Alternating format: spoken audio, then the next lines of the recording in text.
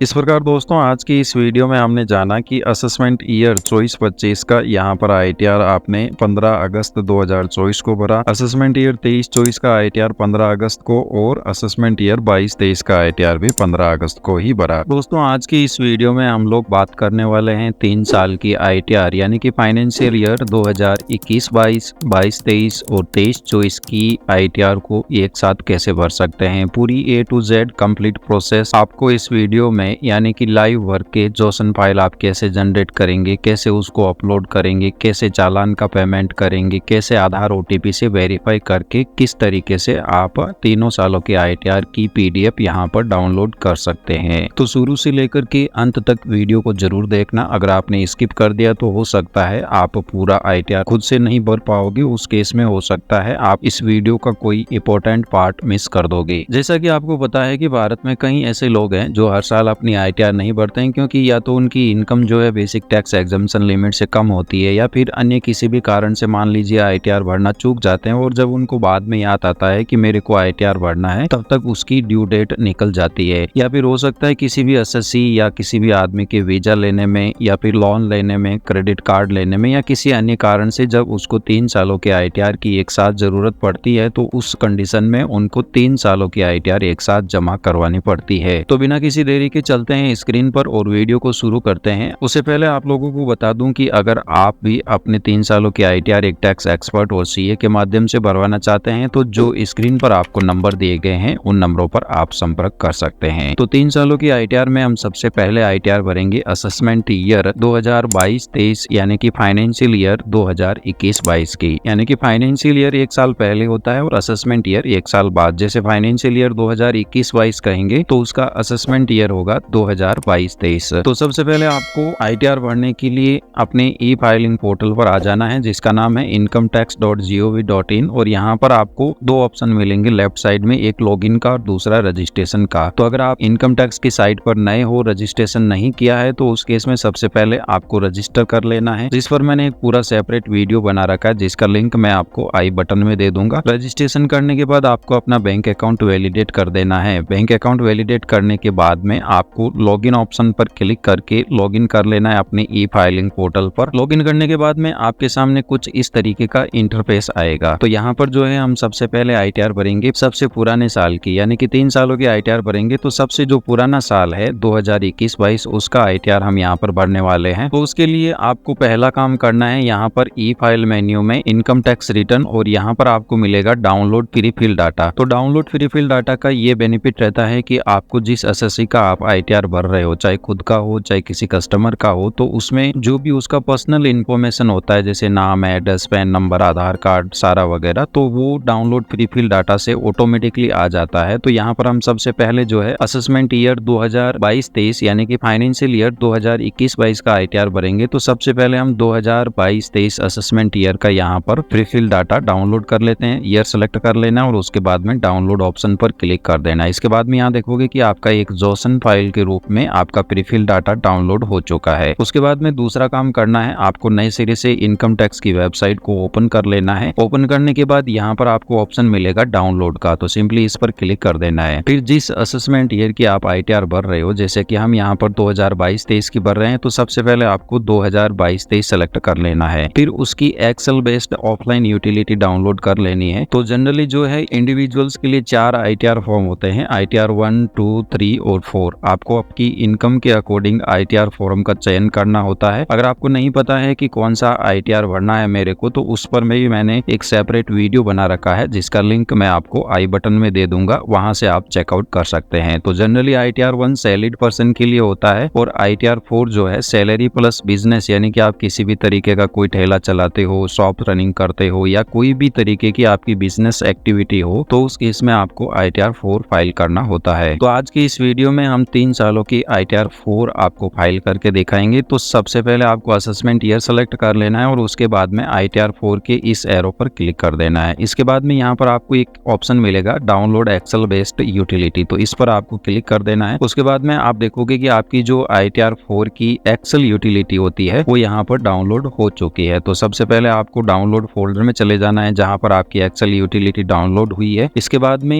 इस Excel utility जो है आपकी जिप्ड रहती है, तो इसको पहले एक्सटेट ऑल कर देना है और एक्सटेट ऑप्शन पर क्लिक कर देना है। इसके बाद में आप देखोगे आपकी जो एक्सेल यूटिलिटी है वो एक्सटेट हो चुकी है, तो उसके इसमें इसको ओपन कर लेना है और ये जो एक्सेल फाइल है इसको ओपन करना है। बट ओपन करने से पहले इस पर आपको राइट क्लिक करना है और यहाँ पर प्रॉपर्टी में जाना है। तो माइक्रोसॉफ्ट की तरफ से ये जो एक्सेल की फाइल होती है सिक्योरिटी रीजन की वजह से ब्लॉक रहती है, तो सबसे पहले आपको इसको अनब्लॉक करके और ओके कर देना है। इसके बाद में आपको इस एक्सेल फाइल को ओपन करना है डबल क्लिक करके। ओपन करने के बाद यहाँ पर आपको इसका मैक्रो जो है डिसेबल रहता है, तो सबसे पहले आपको इनेबल करना है इसका मैक्रो। इसके बाद में ये ऑटोमेटिक आपसे पूछ लेगा कि आपने जो इनकम टैक्स की पोर्टल से प्रीफिल डाटा डाउनलोड किया है उसको इंपोर्ट करो। तो यहाँ पर हम इंपोर्ट प्रीफिल ऑप्शन पर क्लिक करते हैं, इसको ओके करते हैं और जिस फोल्डर में आपने जो प्रीफिल डाटा डाउनलोड किया था असेसमेंट ईयर 22-23 का, डाउनलोड ऑप्शन पर क्लिक करके उसको डबल क्लिक करके ओपन कर लेना है। इस प्रीफिल डाटा का बेनिफिट ये रहता है कि आपकी जो भी पर्सनल डिटेल रहती है जैसे नाम, फर्स्ट नेम, पैन नंबर, आधार, आपका डेट ऑफ बर्थ, आपका पूरा कंप्लीट एड्रेस और आपका जो एएस में इनकम रहता है वो भी यहाँ पर ऑटोमेटिकली आ जाता है। तो इससे क्या है कि आपका आईटीआर थोड़ा जल्दी आप भर पाओगे और इसमें आपको जो है मेहनत कम करनी रहेगी। तो हमारा यहाँ पर जो है प्रीफिल डाटा लोडिंग ले रहा है, जब तक कि आपका ये माउस का एक डमरू बना रहा है तब तक आपको वेट करना है, किसी भी तरीके से अदर जगह पर क्लिक नहीं करना है, अदरवाइज आपका एक्सेल यूटिलिटी हो सकता है हैंग हो जाए। तो लोडिंग कंप्लीट लेने के बाद में आपको यहाँ पर 4 टैब मिलेगी, 4-5 टैब मिलेगी, इनकम की, बिजनेस की, टीडीएस की, इनकम टैक्स की, टीसीएस की, टैक्सेस पेड की, एटीडी की और एटीजे की। तो इन सभी टैब्स को हमें कंप्लीट करना है। तो सबसे पहली टैब यहाँ पर ले लेते हैं इनकम टैब। इसके बाद में यहाँ पर जो है आपका कंप्लीट जो आपने प्रीफिल डाटा से आपका डाटा इंपोर्ट किया था वो डाटा के अकॉर्डिंग ही आपकी यहाँ पर सारी पर्सनल डिटेल आ रखी है। तो यहाँ पर सबसे पहला आपको काम करना है, यहाँ पर दिखेगा नेचर ऑफ एम्प्लॉयमेंट, तो वो आपको सेलेक्ट करना है, यानी कि आप कहाँ पर काम करते हो। अगर सेंट्रल गवर्नमेंट, स्टेट गवर्नमेंट जहाँ भी करते हो तो वो आपको सेलेक्ट कर लेना है, अदरवाइज यहाँ पर अदर का ऑप्शन रहेगा वो आपको सेलेक्ट करना है। इसके बाद में ये पूछ रहा है कि आप अपना आईटीआर कौन से सेक्शन में फाइल कर रहे हो, तो यहाँ पर फील्ड अंडर सेक्शन सेलेक्ट करना है और इसके बाद में यहाँ पर आपको सेलेक्ट करना है सेक्शन 139 सब सेक्शन 8A, यानी कि इसके तहत आप अपना आईटीआर अपडेटेड यू के थ्रू फाइल कर रहे हो। तो यहाँ पर ये आईटीआर का हमने सेक्शन सेलेक्ट कर लिया। इसके बाद में आपको नीचे स्क्रॉल डाउन करना है, फिर यहाँ पर ये पूछेगा कि क्या आप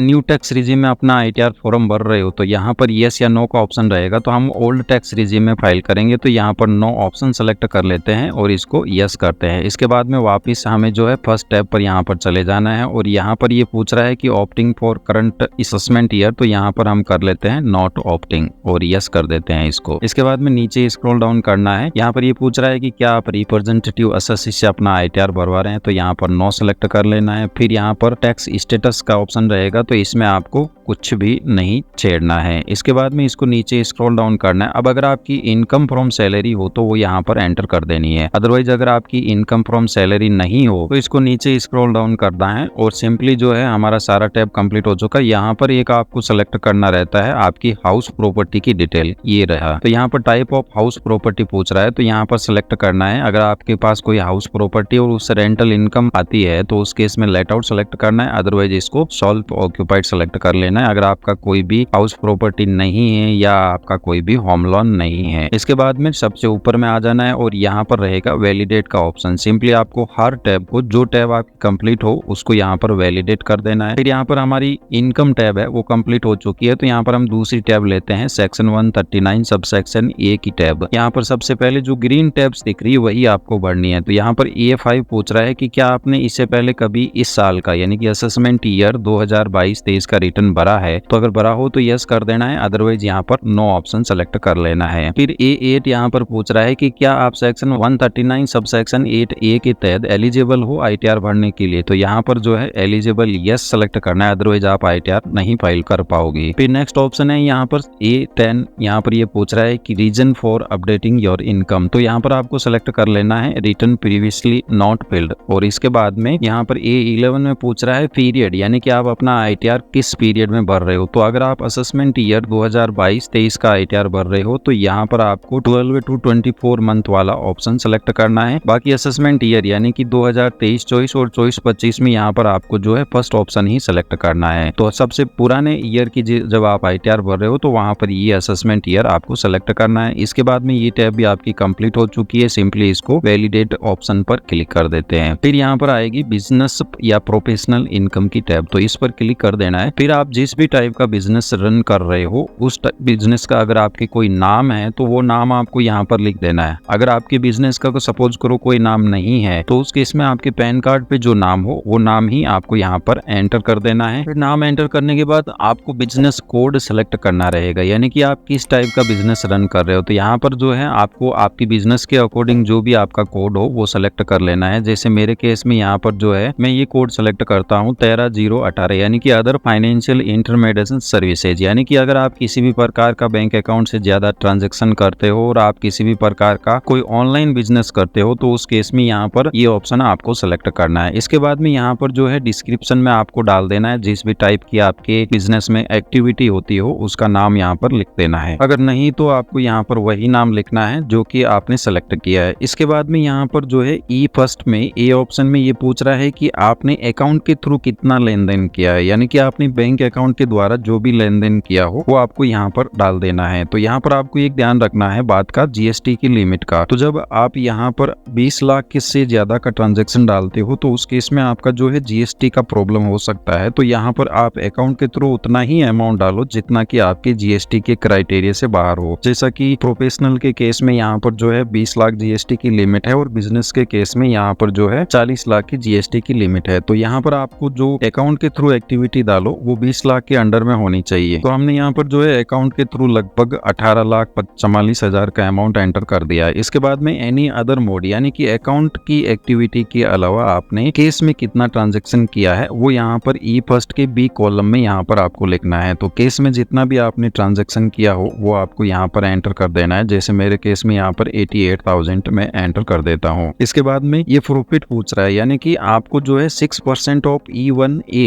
यानी कि जो 18,44,000 आपने एंटर किया है उसका एटलीस्ट आपको 6% यहाँ पर एंटर करना ही करना है, यानी कि मिनिमम 6%। मैक्सिमम आप कितना भी एंटर कर सकते हो। तो 18,44,000 का 6% अप्रोक्स होता है 1,10,000, बट हम यहाँ पर जो है अमाउंट एंटर कर देते हैं 4,18,500, क्योंकि इतना हम जो है मान के चलते हैं इनको प्रॉफिट हुआ है। इसके बाद में जो आपने केस में ट्रांजेक्शन किया है 88,000 का, उसका आपको 8% यहाँ पर एटलीस्ट लेना ही लेना है। तो हम यहाँ पर जो है इसका 8% या उससे ज्यादा ले लेते हैं, 30,000 रुपए एंटर कर देते हैं। इसके बाद में इसको नीचे स्क्रॉल डाउन करना है। तो यहाँ पर जो है आपके बिजनेस में जो भी फाइनेंशियल पर्टिकुलर्स हो, जैसे कि आपके क्रेडिटर्स कितना है, आपकी खुद की कैपिटल कितनी है, आपकी एसेट्स कितनी है, आपका bank balance cash in hand कितना है, तो वो आपको यहाँ पर एंटर करना है। जैसे यहाँ पे पार्टनर, यानी कि आपकी खुद की कैपिटल कितनी है, या फिर सन्ड्री क्रेडिटर्स आपके कितने हैं। तो यहाँ पर जो ये सन्ड्री क्रेडिटर्स है, इन्वेंट्री, डेटर्स और बैंक विद बैलेंस, तो ये जो आपके ऑप्शन है ये मैंडेटरी फील्ड है। तो अगर आप इनमें से किसी एक की अगर एंट्री नहीं करोगे तो आपकी ये सीट वैलिडेट नहीं हो पाएगी। तो उस केस में आपको एंटर करना है। जैसे हम यहाँ पर जो है सन्ड्री डेटर्स यहाँ पर अगर डिलीट करके इसको वैलिडेट करने का ट्राई करेंगे तो यहाँ पर जो है एरर आ जाएगी, please enter amount in sundry debtors. तो यहाँ पर जो है मैंडेटरी फील्ड है ये सारे के सारे, इसमें आपको डिटेल एंटर करना जरूरी है। इसके बाद में वापस ऊपर चले जाना है आपको, और यहाँ पर वैलिडेट का ऑप्शन रहेगा। जब वैलिडेट करोगे तो जो सीट ओके होगी यहाँ पर लिखा हुआ आ जाएगा। इसके बाद में हम यहाँ पर नेक्स्ट टैब ले लेते हैं, टीडीएस की टैब। तो अगर आपका कोई टीडीएस कटा हुआ हो तो वो यहाँ पर आ जाएगा। बट यहाँ पर बता दें कि अगर आपका कोई प्रीवियस ईयर का टीडीएस कटा और उसका आप रिफंड लेने के लिए आईटीआर फाइल कर रहे हो तो वो यहाँ पर एप्लीकेबल नहीं होगा। उस केस में यहाँ पर आपको सारे कॉलम से डिलीट करने होंगे, तभी आपका ये सीट वैलिडेट हो पाएगा और तभी आप जो है बैक डेट का आईटीआर भर पाओगे। तो सिंपली हमारा कुछ नहीं कटा है तो इसको वैलिडेट कर देते हैं। फिर इनकम टैक्स की टैब है, यानी कि आपने खुद से चला करके किसी चालान का पेमेंट किया है तो उस केस में यहाँ पर उसकी डिटेल एंटर करनी होती है। जैसे चालान का BSR code, date of deposit, challan का सीरियल नंबर और अमाउंट। तो हमारा ऐसा कोई अमाउंट नहीं है तो सिंपली इसको वैलिडेट कर देते हैं। इसके बाद में रहेगा टीसीएस का, यानी टैक्स कलेक्टेड एट सोर्स, यानी कि आप कोई कॉमर्शियल व्हीकल परचेज करते हो या फिर किसी भी प्रकार का कोई भी फाइनेंशियल ट्रांजेक्शन करते हो जिसका अमाउंट 10 लाख से ज्यादा है तो उस केस में टीसीएस करता है। तो हमारे केस में ऐसा नहीं है तो उसको वैलिडेट कर देते हैं। फिर आएगा पार्ट BATI। तो यहाँ पर जो है आपको इनकम आपने कितनी एंटर की है, जैसे सैलरी इनकम कितनी है वो यहाँ पर एंटर करना है। प्रॉपर्टी इनकम, यानी कि हाउस प्रॉपर्टी से कितना आपको इनकम है वो। अदरवाइज यहाँ पर अगर बिजनेस एंड प्रोफेशनल आईटीआर आप भर रहे हो तो जो आपका प्रॉफिट हो वो आपको यहाँ पर एंटर कर देना है। जैसे मेरे केस में यहाँ पर जो है 4,48,500 का आईटीआर का प्रॉफिट है, बिजनेस का प्रॉफिट है, वो मैं यहाँ पर एंटर कर देता हूँ। इसके बाद में इस सीट को सबसे बाद में वैलिडेट करना है। फिर यहाँ पर ले देते हैं टैक्सेस पेड एंड वेरिफिकेशन की टैब। तो यहाँ पर जो है है आपका एक बैंक अकाउंट एंटर रहेगा और यहाँ पर वेरिफिकेशन में आपका नाम, पिताजी का नाम रहेगा। तो यहाँ पर आपको जो है पैलेस एंटर करना है। तो इस टैब में आपको ओनली जो है पैलेस एंटर करना है, उसके बाद में ऊपर चले जाना है और इसको भी वैलिडेट कर देना है। इसके बाद में यहाँ पर नेक्स्ट हमारी टैब रहेगी, इसको एरो से क्लिक कर देना है 80D की। तो अगर हेल्थ इंश्योरेंस के रिगार्डिंग आपका कोई अमाउंट हो तो एंटर कर देना है, अदरवाइज यहाँ पर not claiming for self and family select कर लेना है और इसको वैलिडेट कर देना है। फिर 80G की सीट है, इसको भी हमें यहाँ पर वैलिडेट कर देना है। इसके बाद में जो है यहाँ पर फर्स्ट टैब पर आपको वापस आ जाना है, क्योंकि हमारी सारी टैब्स यहाँ पर कंप्लीट हो गई है। तो यहाँ पर आपको कैलकुलेट टैक्स ऑप्शन पर क्लिक कर देना है। इसके बाद में यहाँ पर जो है आपका इनकम इतना होना चाहिए कि एटलीस्ट इस पर 1000 की पेनल्टी बने। अगर आपकी 1000 की यहाँ पर पेनल्टी नहीं निकल के आएगी तो उस केस में आप ITR नहीं भर पाओगे। यानी कि ITR, बैक डेट का ITR या अपडेटेड ITR भरने की कंडीशन यही है कि आपकी कुछ ना कुछ टैक्स लाइबिलिटी निकल कर आनी चाहिए, तभी आप ITR फाइल कर पाओगे। अगर यहाँ पर 1000 की पेनल्टी नहीं आ रही है तो उस केस में आप ITR भरने के लिए एलिजिबल नहीं हो। तो यहाँ पर जो है आपको 1000 का चालान फाड़ना है तो सिंपली आ जाना है बैक आपको अपने ई फाइलिंग पोर्टल पर। यहाँ पर ई फाइल में ई पे टैक्स ऑप्शन पर आपको क्लिक कर देना है। फिर यहाँ पर ऊपर रहेगा न्यू पेमेंट ऑप्शन, इस पर आपको क्लिक करना है। फिर यहाँ पर जो फर्स्ट ऑप्शन रहेगा इनकम टैक्स का, इसके प्रोसीड ऑप्शन पर आपको क्लिक करना है। फिर जिस असेसमेंट ईयर की आप ITR भर रहे हो, तो हम यहाँ पर जो है 2022-23 की ITR भर रहे हैं, तो वो ही आपको सेलेक्ट करना है। सावधानी पूर्वक सेलेक्ट करना है, अगर गलत सेलेक्ट कर लिया तो आपका पेमेंट एक बार के लिए अटक जाएगा। फिर यहाँ पर टाइप ऑफ हेड में यहाँ पर फर्स्ट ऑप्शन ही आपको सेलेक्ट कर लेना है, सेल्फ असेसमेंट टैक्स, और कंटिन्यू इसको ऑप्शन पर क्लिक कर देना है। फिर जो आपका 1000 का पेनल्टी अमाउंट है वो यहाँ पर सिंपली आपको फर्स्ट कॉलम में एंटर करके कंटिन्यू कर देना है। इसके बाद में यहाँ पर पेमेंट के ऑप्शन आएंगे कि आप 1000 का पेमेंट किस मोड से करना चाहते हो। तो यहाँ पर नेट बैंकिंग से अगर आप करना चाहते हो तो डेबिट कार्ड, पे एट बैंक काउंटर, नेफ्ट या RTGS या फिर पेमेंट गेटवे। तो यहाँ पर जो सबसे इजी ऑप्शन होता है पेमेंट गेटवे का होता है, सिंपली इसको सेलेक्ट करना है। फिर यहाँ पर आपको कोई भी बैंक सेलेक्ट कर लेनी है, जरूरी नहीं है कि आपका जिस बैंक में अकाउंट हो वही आप यहाँ पर सेलेक्ट करो। तो हम यहाँ पर HDFC बैंक सेलेक्ट करके इसको कंटिन्यू कर देते हैं। इसके बाद में नीचे स्क्रॉल डाउन करके पे नाउ का ऑप्शन रहेगा, इस पर आपको क्लिक करना है। इसके बाद में बैंक की जो टर्म्स एंड कंडीशन है उसको एक्सेप्ट करके सबमिट टू बैंक कर देना है। इसके बाद में अगर आप डेबिट या क्रेडिट कार्ड से पेमेंट करना चाहते हो, सिंपली उसकी डिटेल आपको यहाँ पर एंटर कर देनी है और उसके बाद में प्रोसीड ऑप्शन पर आपको क्लिक कर देना है। तो यहाँ पर जो आपके डेबिट या क्रेडिट कार्ड में जो मोबाइल नंबर रजिस्टर्ड है उस पर एक OTP जाएगा। तो सिंपली आपको वो OTP यहाँ पर एंटर कर देना है और उसके बाद में सबमिट ऑप्शन पर क्लिक कर देना है। तो यहाँ पर अगर आपका OTP सही होता है तो आपका चालान का PDF बन करके आ जाएगा। तो यहाँ पर जो है जैसे ही पेमेंट कंप्लीट होगा आपको कोई भी बैक बटन या रिफ्रेश बटन या इस विंडो को क्लोज नहीं करना है, अदरवाइज आपका पेमेंट अटक जाएगा। फिर यहाँ पर जैसे ही चालान का पेमेंट सक्सेसफुल होगा तो यहाँ पर डाउनलोड का ऑप्शन आ जाएगा। तो सिंपली आपको अपना चालान यहाँ से डाउनलोड कर लेना है, जिसकी एक PDF डाउनलोड हो जाएगी। तो इसको आपको ओपन कर लेना है। ओपन करने के बाद यहाँ पर आप देखोगे कि जो आपका BSR कोड है, चालान नंबर है और टेंडर डेट और अमाउंट 1000, इस चारों की डिटेल आपको अपने एक्सेल फाइल में एंटर करनी है। तो यहाँ पर जो है आपको एक्सेल फाइल ओपन कर लेनी है और यहाँ पर जो पार्ट BATI है उस पर आपको जाना है और यहाँ पर सेक्शन 114B में आपको चालान की डिटेल एंटर करनी है। तो यहाँ पर जो है 1000 का हमारा टैक्स ड्यू बता रहा है, तो जो चालान का BSR कोड हो वो आपको यहाँ पर एंटर कर देना है। इसके बाद में डेट ऑफ डिपॉजिट आपको यहाँ पर एंटर कर देनी है। फिर चालान का जो सीरियल नंबर हो, यानी कि चालान का जो नंबर है वो आपको 4546 यहाँ पर एंटर कर देना है और उसका अमाउंट यहाँ पर एंटर कर देना है। इसके बाद में आपको इस टैब को यहाँ पर वैलिडेट करना है, सिंपली यहाँ पर लिखा हुआ आ जाएगा आपकी ये टैब भी ओके है। इसके बाद में अगेन आपको इनकम टैब पर चले जाना है और होम ऑप्शन पर चले जाना है। फिर यहाँ पर जो है आपको कैलकुलेट टैक्स ऑप्शन पर अगेन क्लिक करना है। तो यहाँ पर जो है अगर सब कुछ सही होता है तो ओके है। फिर यहाँ पर ऑप्शन रहेगा जनरेट जोसन, तो सिंपली आपको इस ऑप्शन पर क्लिक कर देना है। तो करोगे तो यहाँ पर ये कहेगा कि आपकी जो जोसन फाइल है, जो आपने फोल्डर एक्सटेंड किया था असेसमेंट ईयर 22-23 का, उस फोल्डर में इस नाम से यहाँ पर सेव होगी। तो सिंपली इसको ओके करना है। अब हमें जोसन फाइल जो है ई फाइलिंग पोर्टल पर अपलोड करनी है। तो सिंपली आपको जो है अपने ई फाइलिंग पोर्टल पर चले जाना है और यहाँ पर ई फाइल मेन्यू में इनकम टैक्स रिटर्न और फाइल इनकम टैक्स रिटर्न, इस ऑप्शन पर आपको क्लिक करना है। फिर ईयर आपको सेलेक्ट करना है। तो हम यहाँ पर 22-23 का ITR फाइल कर रहे हैं। फिर ITR फाइलिंग सेक्शन यहाँ पर पूछ रहा है, तो हम यहाँ पर section 139 sub section 8A updated return. इसके बाद में ये पूछ रहा है क्या आपके ऊपर ऑडिट एप्लीकेबल होती है, तो हम यहाँ पर नो सेलेक्ट करेंगे। फिर यहाँ पर सेलेक्ट ITR टाइप, यानी कि ITR फॉर्म आपको सेलेक्ट करना है। तो यहाँ पर जो भी आप ITR 1, 2, 3 या 4 फाइल कर रहे हो तो वो यहाँ पर फॉर्म सेलेक्ट कर लेना है। इसके बाद में कंटिन्यू ऑप्शन पर क्लिक करना है। तो यहाँ पर कुछ टर्म्स एंड कंडीशन आएगी अपडेटेड रिटर्न फाइल करने की, यानी कि लेट ITR फाइल करने की। जैसे आप जो है लॉसेस वगैरह को सेटअप नहीं कर सकते, आप जो है किसी भी प्रकार की टैक्स लायबिलिटी को डिक्रीज नहीं कर सकते, या फिर आप जो है अपने ITR में रिफंड क्लेम नहीं कर सकते। सारी कंडीशन अगर आप फुलफिल करते हैं तो यहाँ पर कंफर्म पर क्लिक करना है। इसके बाद में अटैच फाइल ऑप्शन पर क्लिक करना है और जो आपने जोसन फाइल जनरेट की थी, जैसे हमारी इस फोल्डर में है और ये जोसन फाइल है, तो वो जोसन फाइल यहाँ पर आपको अपलोड कर देनी है। तो यहाँ पर वैलिडेशन प्रोसेस होगी। अगर आपकी जोसन फाइल में किसी भी प्रकार की एरर नहीं होती है तो उस केस में वैलिडेशन सक्सेसफुल हो जाएगा, और अगर एरर होती है तो उस केस में नीचे एरर का डिस्क्रिप्शन लिखा हुआ आ जाएगा कि आपकी इस टाइप की एरर है और उसको सही करो। तो अगेन आपको जोसन फाइल में जाना है और उस एरर को सही करके फिर दोबारा से अपलोड करना है। जब यहाँ पर वैलिडेशन सक्सेसफुल हो जाए तो प्रोसीड टू वेरिफिकेशन ऑप्शन, और यहाँ पर आपको एक ही ऑप्शन मिलेगा आधार OTP या बैंक अकाउंट से इसको प्री वैलिडेट करने का। तो सिंपली कंटिन्यू ऑप्शन पर क्लिक करना है। फिर यहाँ पर आधार OTP ऑप्शन से भी अगर आप वेरीफाई करना चाहते हो तो कर सकते हो, अदरवाइज यहाँ पर बैंक अकाउंट का ऑप्शन रहेगा, EVC के द्वारा भी आप वेरीफाई कर सकते हो। तो हम यहाँ पर आधार OTP का ऑप्शन सेलेक्ट करते हैं और कंटिन्यू ऑप्शन पर क्लिक करके आधार की टर्म्स एंड कंडीशन को एक्सेप्ट करके जनरेट आधार OTP ऑप्शन पर क्लिक कर देते हैं। फिर आपको यहाँ पर जो है आधार OTP एंटर कर देना है जो आपके आधार कार्ड में रजिस्टर्ड मोबाइल नंबर पर गया है। आधार OTP एंटर करने के बाद वैलिडेट ऑप्शन पर क्लिक करना है। यहाँ पर अगर आपका आधार OTP सही होता है तो कंफर्म सबमिशन ऑफ रिटर्न मांग लिया जाएगा, तो सिंपली सबमिट ऑप्शन पर क्लिक कर देना है। तो हमने यहाँ पर जो है असेसमेंट ईयर 22-23 का रिटर्न सक्सेसफुली अपलोड कर दिया है। इसकी रिसिप्ट आप यहाँ से डाउनलोड रिसिप्ट ऑप्शन पर क्लिक करके डाउनलोड कर सकते हो, और इसका जो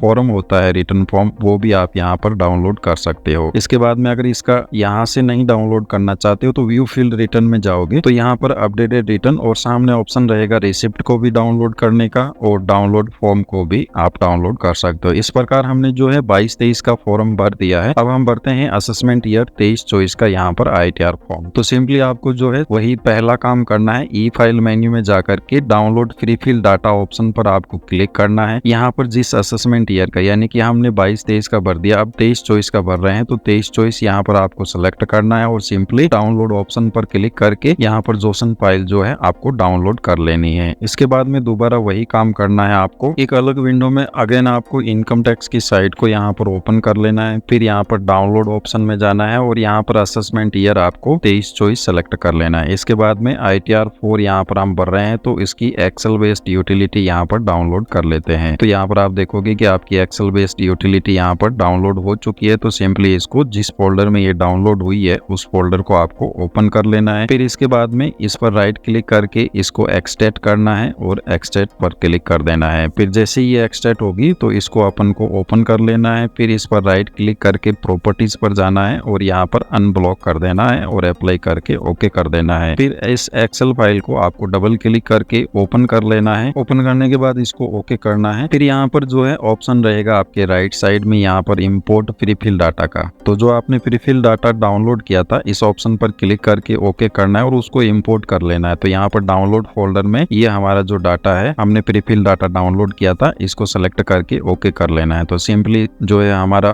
ऑलरेडी पूरा का पूरा फ्री फिल डाटा, नाम, एड्रेस वगैरह सब कुछ कंप्लीट यहाँ पर फ्री फिल होकर के आ जाएगा। इवन मतलब अगर आपकी कोई सेविंग बैंक अकाउंट की इनकम है, अदर इनकम है, तो वो भी यहाँ पर ऑटोमेटिकली इस फ्री फिल फाइल के द्वारा आपकी एक्सेल फाइल में ऑटोमेटिकली आ जाएगी। आपको मैनुअली एंटर करने की रिक्वायरमेंट नहीं है। तो यहाँ पर जब तक फ्री फिल डाटा इंपोर्ट होता है आपको किसी भी अन्य जगह पर क्लिक नहीं करना है, अदरवाइज आपका एक्सेल यूटिलिटी यहाँ पर हैंग हो सकता है। तो ये कुछ एरर है, सिंपली आपको फ्री फिल डाटा के दौरान इसको ओके करना है, कुछ नहीं करना है। फिर फर्स्ट टैब में आ जाना है, इनकम टैब में। तो यहाँ पर आपको फ्री फिल डाटा ऑटोमेटिकली मिल जाएगा। फिर नीचे स्क्रॉल करना है और यहाँ पर सेलेक्ट करना है नेचर ऑफ एम्प्लॉयमेंट, यानी कि आप जहाँ भी काम करते हो वो आपको यहाँ पर सेलेक्ट कर लेना है। इसके बाद में फाइलिंग सेक्शन पूछ रहा है तो हम अपडेटेड रिटर्न फाइल कर रहे हैं, तो यहाँ पर जो है सेक्शन 139(8) आपको सेलेक्ट करना है। फिर यहाँ पर ये कह रहा है कि क्या आप ओल्ड टैक्स रिजिम से न्यू टैक्स रिजिम में जा रहे हो, तो अगर नहीं जा रहे हो तो यहाँ पर नो सेलेक्ट करके इसको यस कर लेना है। इसके बाद में नीचे स्क्रॉल डाउन करना है और ये वही पूछ रहा है कि क्या आप न्यू टैक्स रिजिम ले रहे हो, तो यहाँ पर नॉट ऑप्टिंग आपको सेलेक्ट करके यस कर देना है। इसके बाद में नीचे स्क्रॉल डाउन करना है, यहाँ पर ये नो ही रहना चाहिए, रिप्रेजेंटेटिव असेसी का केस है। और इसके बाद में नीचे करके अगर आपकी सैलरी हो तो वो आपको आपको यहाँ पर एंटर कर देनी है। अदरवाइज यहाँ पर आप देखोगे कि आपका जो सेविंग बैंक अकाउंट का ब्याज है 467 और जो आपका एफडी इंटरेस्ट है 13,772 वो ऑटोमेटिकली प्रीफिल डाटा से यहाँ पर आ गया है। तो यही बेनिफिट होता है प्रीफिल डाटा का कि आपकी कोई भी एक्स्ट्रा इनकम यहाँ पर छूट नहीं जाती है। इसके बाद में आपको यहाँ पर हाउस प्रॉपर्टी वाला ऑप्शन सेलेक्ट करना है, सेल्फ ऑक्यूपाइड। तो यहाँ पर ये रहा हाउस प्रॉपर्टी का ऑप्शन, सिंपली आपको इसको सेल्फ ऑक्यूपाइड सेलेक्ट करना है। फिर अगर एटीसी की अगर आपकी कोई डिडक्शन वगैरह हो तो वो यहाँ पर डिटेल एंटर कर देनी है, अदरवाइज इसको छोड़ देना है और वापस फॉर्म ऑप्शन पर आकर के इसको वैलिडेट कर देना है। तो यहाँ पर ओके हो गया। फिर यहाँ पर सेक्शन ये टैब ले लेते हैं, सेक्शन 139(8)(a) की। तो ये पूछ रहा है कि क्या आपने प्रीवियसली रिटर्न फिल्ड किया है, तो हम यहाँ पर नो सेलेक्ट कर लेते हैं। फिर ये कह रहा है कि क्या आप एलिजिबल हो आईटीआर भरने के लिए, तो यहाँ पर यस सेलेक्ट करना है और ये रीजन पूछ रहा है कि आईटीआर क्यों भर रहे हो, तो यहाँ पर सिलेक्ट कर लेना है प्रीवियसली आईटीआर नॉट फिल्ड। फिर यहाँ पर जो टाइम पीरियड है, जैसे हमने 22-23 का आईटीआर भरा था तो यहाँ पर ये सिलेक्ट किया था 12 से 24 महीने वाला। तो यहाँ पर अगर आप 23-24 का आईटीआर भर रहे हो तो यहाँ पर ये फर्स्ट ऑप्शन सिलेक्ट करना है, up to 12 month from the end of relevant assessment year, और इसके बाद में इस टैब को भी यहाँ पर वैलिडेट कर देना है। इसके बाद में बिजनेस की डिटेल रहेगी, तो यहाँ पर आपके पैन कार्ड के अकॉर्डिंग जो नाम हो वो लिख देना है, और अगर बिजनेस का नाम हो तो वो आपको यहाँ पर लिख देना है। इसके बाद में आपको बिजनेस कोड सिलेक्ट करना है, तो यहाँ पर क्लिक करके आपको आपके बिजनेस के अकॉर्डिंग जो भी कोड हो वो आपको यहाँ पर सिलेक्ट कर लेना है। जैसे मेरे केस में यहाँ पर फाइनेंशियल इंटरमीडिएशन का कोड है 113 का, तो वो मैं यहाँ पर सिलेक्ट कर लेता हूँ। जैसे यहाँ पर है फाइनेंशियल इंटरमीडिएशन सर्विसेज, तो इसको सिलेक्ट कर लेना है और फिर डिस्क्रिप्शन में लिख देना है कि आप किस टाइप का बिजनेस रनिंग कर रहे हो, उसमें किस प्रकार की एक्टिविटी है। इसके बाद में ई फर्स्ट ए का यहाँ पर पूछ रहा है कि आपके अकाउंट के द्वारा जो भी ट्रांजेक्शन हुआ हो तो वो आपको अमाउंट यहाँ पर एंटर कर देना है, और सेकंड में आपको जो भी केस में ट्रांजेक्शन हुआ हो उसकी डिटेल यहाँ पर एंटर कर देनी है। फिर अकाउंट से जो ट्रांजेक्शन हुआ हो उसका 6% या मैक्सिमम आप जितना चाहो उतना ले सकते हो, और जो केस में ट्रांजेक्शन है उसका 8% या हाईएस्ट आप जितना चाहो उतना ले सकते हो। तो वो दोनों ही डिटेल आपको यहाँ पर ले लेनी है। इसके बाद में इसको नीचे स्क्रॉल डाउन करना है और आपके बिजनेस में जो कैपिटल हो, जो सन्डी डेटर्स हो, उसकी डिटेल आपको यहाँ पर एंटर कर देनी है। तो यहाँ पर जो है कैपिटल हमने 5 लाख डाल दी है, सन्डी क्रेडिटर्स यहाँ पर 66,000 के डाल दिए हैं। फिक्स एसेट्स अगर आपके बिजनेस में किसी भी प्रकार की हो तो वो डाल देनी है, सन्डी डेटर्स आपको यहाँ पर डाल देना है, फिर बैलेंस विद बैंक आपका कितना है, और ये सारी डिटेल्स एंटर करने के बाद में आपको अगेन होम ऑप्शन पर आ जाना है और यहाँ पर वैलिडेट कर देना है। तो ये सीट भी ओके है। फिर टीडीएस की सीट है, तो अगर आपका कोई टीडीएस कटा है तो उसको हटा देना है, अदरवाइज आप ये आईटीआर नहीं फाइल कर पाओगे। फिर टीसीएस की सीट है, उसको भी हम यहाँ पर वैलिडेट कर देते हैं। फिर आईटी की टैब है, यानी कि आपने खुद से चलाकर किसी भी प्रकार का टैक्स पेमेंट किया हो तो, और फिर पार्ट बी एटीआई, इसको हम बाद में लेंगे, पहले इसको यहाँ पर ले लेते हैं। टैक्सेस पेड एंड वेरिफिकेशन की टैब, तो यहाँ पर जो है आपका एक बैंक अकाउंट सिलेक्ट रहेगा, फिर नीचे यहाँ पर जो है आपको पैलेस एंटर करना है ओनली इस टैब में, और इसके बाद में होम ऑप्शन पर आकर के इस सीट को भी वैलिडेट कर देना है। फिर यहाँ पर नेक्स्ट सीट रहेगी 80D की, हेल्थ इंश्योरेंस की, तो वो अगर आपका हो तो, अदरवाइज इसको not claiming for self and family select करके वैलिडेट कर देना है। फिर 80G की टैब है, उसको सिंपली यहाँ पर वैलिडेट कर देना है। फिर अगेन आपको मेन टैब पर आ जाना है, इनकम की टैब पर, और यहाँ पर जो है कैलकुलेट टैक्स ऑप्शन पर आपको क्लिक करना है। तो यहाँ पर आपकी टैक्स लाइबिलिटी बननी चाहिए, पेनल्टी 1000 की आनी चाहिए, अगर नहीं आ रही है तो आप आईटीआर भरने के लिए एलिजिबल नहीं हो। तो यहाँ पर जो है आपको सिंपली 1000 का चालान फाड़ना रहेगा। तो आ जाते हैं अपने ई फाइलिंग पोर्टल पर, और यहाँ पर जो है ई फाइल मेन्यू में ई पे टैक्स ऑप्शन पर क्लिक करना है, यहाँ पर न्यू पेमेंट ऑप्शन सेलेक्ट करके प्रोसीड ऑप्शन पर क्लिक करना है। फिर यहाँ पर जिस असेसमेंट ईयर का आप आईटीआर फाइल कर रहे हो वो सेलेक्ट करना है, तो हम 23-24 का फाइल कर रहे हैं तो 23-24 सेलेक्ट कर लिया। फिर सेल्फ असेसमेंट टैक्स 300 इसका हेड सेलेक्ट करके कंटिन्यू ऑप्शन पर क्लिक कर देना है। फिर 1000 की हमारी पेनल्टी बन रही है, तो 1000 हम सिंपली यहाँ पर एंटर कर देते हैं और फिर इसको नीचे स्क्रॉल डाउन करके कंटिन्यू ऑप्शन पर क्लिक कर देते हैं। फिर यहाँ पर payment gateway including UPI and credit card option सबसे इजी है, तो हम सेलेक्ट करके कोई भी एक बैंक आपको सेलेक्ट कर लेनी है। जैसे हम यहाँ पर HDFC सेलेक्ट कर लेते हैं, फिर इसको पे नाउ ऑप्शन पर क्लिक करके बैंक की टर्म्स एंड कंडीशन को एक्सेप्ट कर लेना और सबमिट टू बैंक कर देना है। फिर अगर आप यूपीआई से पेमेंट करना चाहते हो तो यूपीआई, अदरवाइज यहाँ पर अपने क्रेडिट या डेबिट कार्ड की डिटेल एंटर कर देनी है आपको, और सिंपली प्रोसीड ऑप्शन पर क्लिक कर देना है। फिर यहाँ पर आपके बैंक में जो रजिस्टर्ड नंबर है उस पर एक OTP जाएगा, वो आपको यहाँ पर एंटर कर देना है और सबमिट ऑप्शन पर क्लिक कर देना है। तो यहाँ पर जैसे ही सबमिट करोगे तो आपका चालान जनरेट होकर के आ जाएगा, जिसकी डिटेल आपको एक्सेल फाइल में एंटर करनी है। हैं। तो यहाँ पर जो है चालान को डाउनलोड कर लेते हैं हम, क्योंकि उसकी डिटेल हमें एक्सेल फाइल में एंटर करनी है। तो यहाँ पर जो चालान का PSR कोड है, चालान नंबर है और टेंडर डेट है, ये तीनों ही हमें एक्सेल शीट में एंटर करनी है। तो यहाँ पर एक्सेल शीट में आ जाते हैं और यहाँ पर पार्ट BATI में यहाँ पर सेक्शन 140B में आपको इसकी डिटेल एंटर करनी है। तो 051,002 इसका चालान का BSR कोड है। फिर डेट ऑफ डिपॉजिट आपको यहाँ पर एंटर कर देनी है DDMMYY फॉर्मेट में, और इसके बाद में चालान का सीरियल नंबर यहाँ पर है 04738। तो 04738 और फिर अमाउंट हमारा 1000 है, ये एंटर कर दिया। इसके बाद में इनकम फ्रॉम सैलरी हो तो एंटर कर देना है हाउस प्रॉपर्टी इनकम या फिर income from business and profession. तो यहाँ पर बिजनेस एंड प्रोफेशन की आपकी इनकम है 4,80,000 रुपए। तो यहाँ पर आपको एंटर कर देना है 4,80,000 रुपए। और इसके बाद में इनकम फ्रॉम अदर सोर्सेज आपकी कितनी है, तो यहाँ पर इनकम टैब में जाओगे और इसको थोड़ा ऊपर स्क्रॉल डाउन करोगे तो यहाँ पर 14,239 रुपए है। तो यहाँ पर आपको अगेन 14,239 आपको एंटर कर देना है। इसके बाद में इस सीट को आपको वैलिडेट कर देना है। तो ये ओके हो गई। फिर अगेन इनकम टैब पर आना है और इसके होम ऑप्शन पर आकर के आपको कैलकुलेट टैक्स ऑप्शन पर क्लिक करना है पहले तो, और इसके बाद में जनरेट जोसन ऑप्शन पर क्लिक करना है। तो यहाँ पर जो है आपकी जोसन फाइल जहाँ आपने ITR 4 की एक्सेल यूटिलिटी एक्सट्रैक्ट की थी वहीं पर आपकी जोसन फाइल सेव हो गई है। तो हम इसको अपलोड करते हैं। अब तो आ जाना है आपको ई फाइलिंग पोर्टल पर, और यहाँ पर ई फाइल मेन्यू में फाइल इनकम टैक्स रिटर्न और file income tax return assessment year हमें यहाँ पर 23-24 सेलेक्ट कर लेना है। Filing section 139(8)A updated return, क्या आप पर ऑडिट एप्लीकेबल होती है तो नहीं, और यहाँ पर ITR 4 आपको सेलेक्ट करके कंटिन्यू करना है। फिर ये कंडीशन आएगी जैसे आप टैक्स लायबिलिटी को डिक्रीज नहीं कर सकते, रिफंड क्लेम नहीं कर सकते, लॉसेज को कैरी फॉरवर्ड नहीं कर सकते, तो वो सारा का सारा आएगा। फिर यहाँ पर अटैच फाइल ऑप्शन पर आपको क्लिक करना है, और जहाँ आपके 23-24 का ये फोल्डर है हमने इसी फोल्डर में एक्सट्रैक्ट की है ये जोसन फाइल, तो इसको ओपन कर लेना है। अगर इसमें कोई एरर नहीं होती है तो उस केस में आपका यहाँ पर वैलिडेशन सक्सेसफुल हो जाएगा, जैसे हमारे केस में हो गया है। अगर आपकी एरर आए तो उसको अगेन सही करना है और फिर प्रोसीड टू वेरिफिकेशन ऑप्शन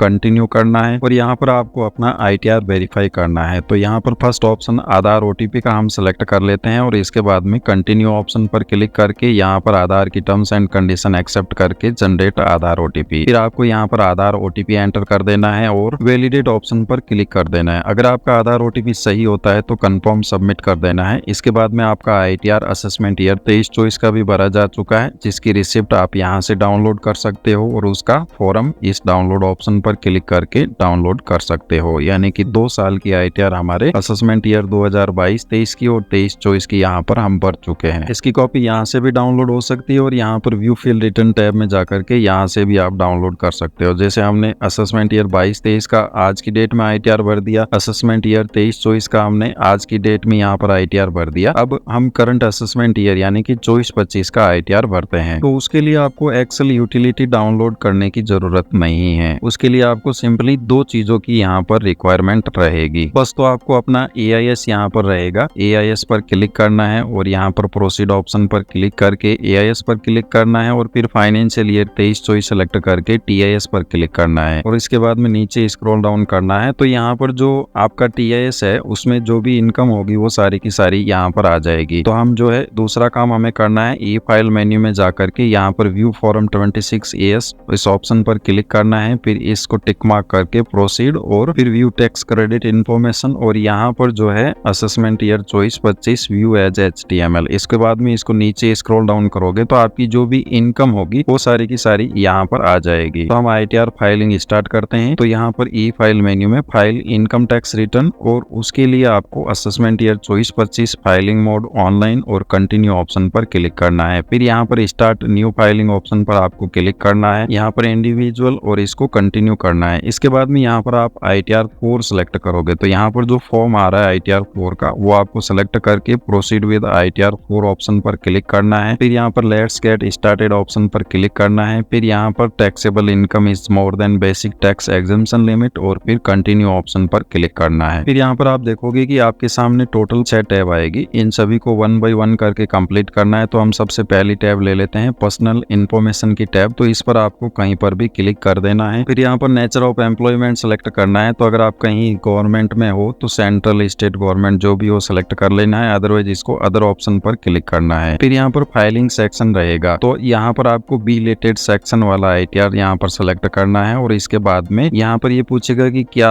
आप ओल्ड टैक्स रिजीम में जाना चाहते हो, तो जाना चाहते हो तो यस करना है, पर जा नहीं पाओगे। अगर आप बी रिलेटेड ITR फाइल करते हो सेक्शन 139(4) में, तो आपको असेसमेंट ईयर 24-25 का ITR by default new tax regime में ही फाइल करना पड़ेगा। तो हम यहाँ पर 9 ही रखेंगे। अगर यस करेंगे तो यहाँ पर फॉर्म 10 IEA का आपके एक्नॉलेजमेंट नंबर मांगेगा, जो कि आपको 31 जुलाई 2024 से पहले पढ़ना जरूरी है। तो अगर आप ओल्ड टैक्स रिजीम में जाते हो तो उस केस में ये फॉर्म भरना है। अदरवाइज यहाँ पर जो है नो ऑप्शन सेलेक्ट करना है, क्योंकि 31 जुलाई ड्यू डेट निकल चुकी है। तो आप फॉर्म 10 IEA भरोगे तो भी आप न्यू टैक्स रिजीम में ही जाओगे। तो यहाँ पर आपको कोई फॉर्म नहीं भरना है, सिंपली नो करके इसको नीचे स्क्रॉल डाउन करना है और रिप्रेजेंटेटिव असेसी ऑप्शन नो करना है, फिर इसको कंफर्म कर देना है। इसके बाद में आप देखोगे पर्सनल इन्फॉर्मेशन की टैब यहाँ पर कंफर्म हो चुकी है और इस पर ग्रीन टिक लगा हुआ आ गया। अब हम दूसरी टैब ले लेते हैं ग्रॉस टोटल इनकम की। तो सिंपली आपको इस टैब पर यहाँ पर क्लिक करना है। फिर यहाँ पर सैलरी से रिलेटेड सेक्शन 10 के एग्जाम्पशन के बारे में पूछा जाएगा, तो इनको स्किप द क्वेश्चन करके यस कर देना है। इसके बाद में अगर आपकी सैलरी इनकम हो तो वो आपको यहाँ पर इनकम फ्रॉम सैलरी टैब में एडिट ऑप्शन पर क्लिक करके कर देनी है, या फिर अगर आपकी हाउस प्रॉपर्टी की इनकम हो तो यहाँ पर डाल देनी है, जैसे मकान किराया रिसीव्ड होता हो। अदरवाइज यहाँ पर रहेगा इनकम फ्रॉम प्रोफेशन और बिजनेस, तो इस पर ऐड डिटेल ऑप्शन पर आपको क्लिक करना है। फिर आपके बिजनेस का नाम यहाँ पर एंटर कर देना है। अगर नाम नहीं है तो उस केस में आपका जो पैन कार्ड पे नाम है वही नाम आपको यहाँ पर एंटर करना है। इसके बाद में बिजनेस कोड आपको यहाँ पर सेलेक्ट करना है। तो यहाँ पर हम सेलेक्ट कर लेते हैं अदर फाइनेंशियल इंटरमीडिएशन सर्विसेज, और यहाँ पर फाइनेंशियल सर्विसेज ऑप्शन सेलेक्ट करके ऐड कर देते हैं इस बिजनेस को। फिर वही डिटेल आपको एंटर करनी है, जैसे आपके अकाउंट के द्वारा जो भी ट्रांजेक्शन हुआ हो वो आपको यहाँ पर एंटर कर देना है। जो केस में ट्रांजेक्शन हुआ हो उसकी डिटेल आपको यहाँ पर एंटर कर देनी है, और केस और अकाउंट को छोड़कर जो भी ट्रांजेक्शन हुआ हो उसकी डिटेल यहाँ पर C कॉलम में एंटर करनी है। अगर नहीं हो तो 0 एंटर करनी है। इसके बाद में यहाँ पर आपको जो भी बैंक में ट्रांजेक्शन हुआ है उसका एटलीस्ट 6% यहाँ पर डालना होगा। तो यहाँ पर 19,19,500 का यहाँ पर अप्रोक्स होता है 1,20,000। तो 1,20,000 तो आपको एंटर करना ही करना है। अगर ज्यादा एंटर करना चाहते हो तो ज्यादा भी एंटर कर सकते हो। तो हमने यहाँ पर 3,97,500 एंटर कर दिया है। फिर जो आपको केस में ट्रांजेक्शन हुआ है उसका 8% एटलीस्ट और हायर जितना भी आप डालना चाहो वो यहाँ पर आप डाल सकते हो, और इसके बाद में इसको ऐड ऑप्शन पर क्लिक कर देना है। तो यहाँ पर आपकी बिजनेस और फाइनेंशियल की इनकम आप देखोगे 4,12,500 आ चुकी है। इसके बाद में यहाँ पर आएगी इनकम फ्रॉम अदर सोर्सेज। तो AIS को यहाँ पर आप देखोगे तो यहाँ पर इनकम फ्रॉम अदर सोर्सेज में 3 रुपए तो डिविडेंड के हैं, तो 3 रुपए डिविडेंड के आ रही रहे हैं। तो यहाँ पर ऐड अनदर ऑप्शन पर क्लिक करना है। फिर यहाँ पर देखोगे बचत खाते का ब्याज यहाँ पर 1,623 रुपए ऑटोमेटिकली आ रहा है। फिर FD का जो ब्याज है 87,796 वो यहाँ पर ऑटोमेटिकली आ रहा है। फिर यहाँ पर जो है आपको नीचे स्क्रॉल डाउन करना है और यहाँ पर डिविडेंड इनकम का ऑप्शन रहेगा। तो यहाँ पर आपकी डिविडेंड इनकम 3 रुपए है, तो वो आपको यहाँ पर एंटर कर देनी है। फिर यहाँ पर बच गई हमारी इनकम ये और ये, तो यहाँ पर इन दोनों की टोटल अप्रोक्स 58,500 रुपए होती है। तो वो आपको यहाँ पर ऑप्शन रहेगा एनी अदर ऑप्शन, इस पर क्लिक करना है और यहाँ पर 58,500 एंटर कर देना है, और यहाँ पर लिख देना है आपको ऑनलाइन गेमिंग इनकम, और इसके बाद में इस टैब को यहाँ पर कंटिन्यू कर देना है। फिर यहाँ पर देखोगे आप आपकी इनकम फ्रॉम अदर सोर्सेज की टैब यहाँ पर कंप्लीट हो चुकी है। तो यहाँ पर एक बात आपको ध्यान रखनी है, सारी इनकम मिलाकर के 5 लाख को क्रॉस नहीं करनी चाहिए। अगर 5 को क्रॉस करती है तो उस केस में आपकी पेनल्टी 5,000 बन जाती है, और 5 के अंडर में रहती है तो आपकी पेनल्टी 1,000 ही रहेगी। तो सिंपली इस टैब को हमें कंफर्म कर देना है। इसके बाद में हम तीसरी टैब ले लेते हैं। 2 टैब कंप्लीट हो गई है। तीसरी tab disclosure and exempt income, इस पर आपको क्लिक कर देना है। फिर यहाँ पर financial particular of the business, इस ऑप्शन पर आपको क्लिक करना है, और इसके बाद में आपकी जो कैपिटल हो उसकी डिटेल आपको यहाँ पर एंटर कर देनी है। फिर सन्ड्री क्रेडिटर्स आपके बिजनेस में कितने हैं, फिक्स एसेट्स आपके बिजनेस में जो भी हो वो आपको यहाँ पर एंटर कर देनी है। इन्वेंट्रीज आपके बिजनेस में जो हो वो आपको यहाँ पर एंटर कर देनी है। फिर सन्ड्री डेटर्स आपको यहाँ पर एंटर कर देने हैं। बैलेंस विद बैंक आपका कितना है वो आपको डिटेल यहाँ पर एंटर कर देनी है। फिर कैश इन हैंड कितना है वो आपको डिटेल यहाँ पर एंटर कर दें, यानी कि जो स्टार लगा हुआ फील्ड है वो आपको एंटर करना है, अदरवाइज आप ITR फाइल नहीं कर पाओगे। तो ऐड ऑप्शन पर क्लिक कर देना है और कंफर्म कर देना है। इसके बाद में हम यहाँ पर नेक्स्ट डिडक्शन की टैब ले लेते हैं। तो सिंपली आपको न्यू टैक्स रिजीम में कोई विशेष डिडक्शन मिलने वाले नहीं है, only employer contribution section 80CCD2 मिलेगा। तो अगर हो तो डालना है, है, अदरवाइज इस टैब को आपको ओनली कंफर्म कर देना है। इसके बाद में नेक्स्ट यहाँ पर टैक्सेस पेड की टैब हम यहाँ पर लेते हैं, तो सिंपली आपको इस ऑप्शन पर क्लिक करना है और फिर यहाँ पर आपके जो टैक्सेस कटे होंगे, चाहे सैलरी में से कटा हो तो वो यहाँ पर आ जाएगा, और अगर अदर देन सैलरी से कटा है, जैसे कोई गेमिंग इनकम से कटा है तो वो यहाँ पर आ गया, या फिर आपकी एफडी इनकम से कटा है, या फिर कोई बिजनेस इनकम से कटा है, तो वो सिंपली आपका यहाँ पर आ जाएगा। तो यहाँ पर हेड ऑफ इनकम सेलेक्ट रहना चाहिए, अगर नहीं होता है तो आपको उसको सेलेक्ट करना है और एडिट ऑप्शन पर क्लिक करके उसका हेड ऑफ इनकम यहाँ पर सेलेक्ट कर लेना है और सेव ऑप्शन पर क्लिक कर देना है। फिर इस टैब को यहाँ पर कंफर्म कर देना है। फिर हमारी सबसे लास्ट टैब बच जाती है टैक्स लायबिलिटी, तो यहाँ पर सिंपली इस टैब पर क्लिक करना है। हमारी इनकम कितनी है, 4,91,000, और उस पर हमारी पेनल्टी बन रही है सेक्शन 234 ऐप में 1000 की, तो वो आपकी यहाँ पर पेमेंट करना रहेगा। बट अगर आपका टीडीएस कटा हुआ होगा तो उस केस में उसका पेमेंट नहीं करना है। जैसे हमारा टीडीएस कटा हुआ है 17,000 रुपए और हमारी टैक्स लायबिलिटी आ रही है 1,000 रुपए, तो उस केस में हमारे टीडीएस में से हमारी जो पेनल्टी है वो कम हो जाएगी। जैसे प्रोसीड ऑप्शन पर क्लिक करेंगे तो यहाँ पर जो 17,643 टैक्स कटा हुआ था उसमें से 1000 की पेनल्टी लेस हो गई और हमारा यहाँ पर रिफंड बन गया 16,640 का। तो सिंपली आपको प्रोसीड टू प्रीव्यू ऑप्शन पर क्लिक करना है, इस चेक बॉक्स को टिक मार्क करके यहाँ पर प्रोसीड टू प्रीव्यू करना है। अगर आपकी यहाँ पर 1000 की पेनल्टी आई तो वैसे ही आपको पेमेंट करना है जैसे आपने प्रीवियसली ईयर के आईटीआर में किया था। फिर यहाँ पर अगेन आपका पूरा फॉर्म खुल के आ जाएगा, तो उसकी सारी एंट्रीज यहाँ पर आपको चेक कर लेनी है 1 by 1 करके, और फिर सबसे एंड में जा करके प्रोसीड टू वैलिडेशन ऑप्शन पर क्लिक करना है। तो अगर आपके आईटीआर में कोई एरर नहीं रहेगी तो यहाँ पर जो है वैलिडेशन सक्सेसफुल हो जाएगा। इसके बाद में आपको प्रोसीड टू वेरिफिकेशन ऑप्शन पर क्लिक करना है और यहाँ पर जो है आपको अपना आईटीआर वेरीफाई करना है, तो ई वेरीफाई ऑप्शन नाउ का क्लिक करते हैं और कंटिन्यू ऑप्शन पर क्लिक करते हैं। इसके बाद में यहाँ पर ऑप्शन रहेगा फर्स्ट आधार ओटीपी का, तो सिंपली इसको सेलेक्ट कर लेना है और इसके बाद में नीचे स्क्रॉल डाउन करके कंटिन्यू और आधार की टर्म्स एंड कंडीशन को एक्सेप्ट करके जनरेट आधार ओटीपी ऑप्शन पर क्लिक कर देना है। इसके बाद में आपको आधार ओटीपी यहाँ पर एंटर कर देना है और वैलिडेट ऑप्शन पर क्लिक कर देना है। अगर यहाँ पर आपका आधार ओटीपी सही होता है तो कंफर्म सबमिट और सबमिशन मांग लिया जाएगा। इस प्रकार जो है आपने असेसमेंट ईयर 2024-25 की आईटीआर फाइल कर दी। डाउनलोड रिसिप्ट ऑप्शन पर क्लिक करके आप अपने आईटीआर की रिसिप्ट यहाँ पर डाउनलोड कर सकते हैं और डाउनलोड रिटर्न ऑप्शन पर क्लिक करके जो